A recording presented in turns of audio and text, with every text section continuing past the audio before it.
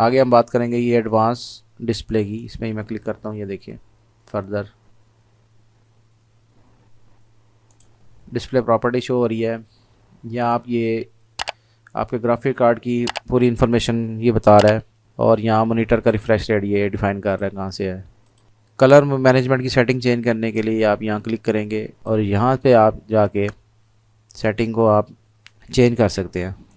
یہ دیکھیں by default اگر ڈسپلے کو آپ کیلیبریٹ کرنا چاہتے ہیں یہاں بھی آپ کو یہ آپشن نظر آ رہی ہے کیلیبریٹ ڈسپلے. اس کو میں کلک کرتا ہوں. یہ وزٹ سٹارٹ ہو گیا. اس کے بعد میں نیکسٹ کروں گا. یہاں سے میں یہ اس کی ایڈجسٹمنٹ کر سکتا ہوں. یہ دیکھ لیں آپ.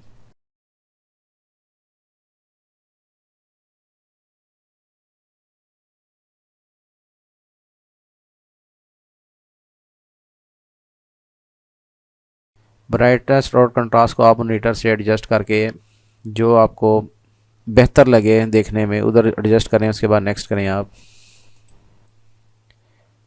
یہاں سے آپ نے ریڈ گرینز اور بلوز کی سیٹنگز کو چینج کر سکتے ہیں. یہ دیکھیں جو کلر آپ کم کرنا چاہتے ہیں یہاں سے آپ کر سکتے ہیں.